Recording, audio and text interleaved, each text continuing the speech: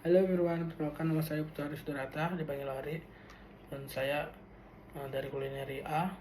Ya, saya akan menyebutkan motivator yang terinspirasi untuk saya, yang motivasi saya, oke, dan pengalamannya. Ini dia, check it. Ya, motivator pertama saya adalah Top, panjangnya adalah Top Atipat Kulapong Phoenix yang berasal dari Thailand.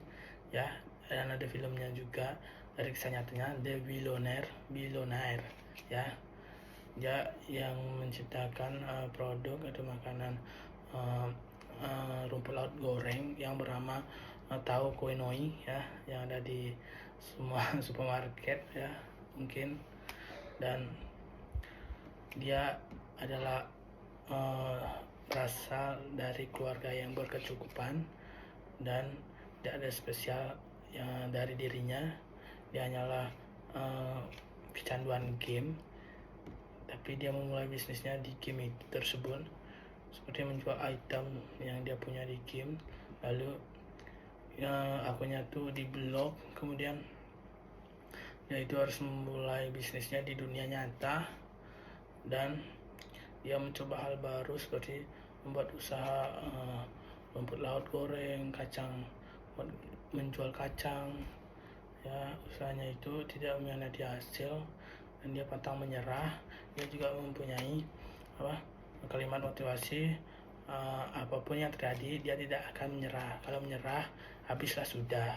Dan ibunya yang berbicara, sesuatu itu akan datang padamu, namun sesuatu yang lain akan menjauh darimu. Itu mungkin sukses yang yang akan datang padamu, tapi yang mungkin akan jauh padamu mungkin waktu mainmu, waktu istirahatmu. Ya, ini adalah perjuangan seorang anak yang menggapai impiannya menjadi pengusaha yang sukses. Saya suka ini yang membuat saya termotivasi. Ya, motivator kedua saya adalah Aji Krishna, yang berasal dari Bali, tepatnya Buleleng. Ia adalah Krishna Bali, orang terkaya di Bali, yang mendirikan oleh-oleh khas Bali, toko oleh-oleh khas Bali. Ya, yang adalah lulusan SMP, tapi kesuksesan tidak memandang pendidikan. Buktinya Aji Krishna bisa sukses tanpa memasuki perguruan tinggi, dan ia hanyalah seorang anak petani, dan ibunya adalah penjual kue di pasar, dan ia tidak bisa melanjutkan studinya seperti kakaknya karena ya hambatan biaya, dan ia terpaksa untuk merantau ke Denpasar. Lalu ia pun bekerja bersih-bersih di sana, di pos, ya, pos satpam. Lalu ia bekerja mencuci mobil, ya. Dia juga pernah bertemu dengan wanita yang dia suka saat SMP, tapi dia ditolak, dan dia buktikan dia bisa menjadi pria yang sukses. Dia sosok laki-laki yang tidak gampang menyerah dan selalu bersyukur apa adanya yang dia jalani dan dia dapat. Itu yang saya suka darinya. Dia bekerja keras untuk mendapat yang ingin dia dapatkan, yang ingin dia dapat, ya. Lalu ia pun beranikan diri membuat usaha cenderamata dan kaos, ya. Ya, dari Bali, ya, kerajinan dia jual, lalu untung pesat, dan dia bisa sukses hasil kerja kerasnya itu. Dan ia pun bekerja dengan tekun dan tulus tanpa memikirkan hasil, karena hasil pasti akan mengikuti kita. Ya, itu kata motivasinya yang saya suka.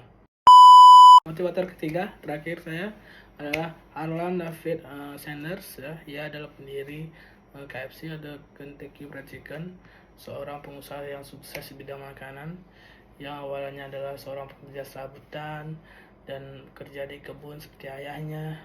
Lalu pernah juga gagal menjadi tentara karena pemalsuan usia yang berusia 16 tahun.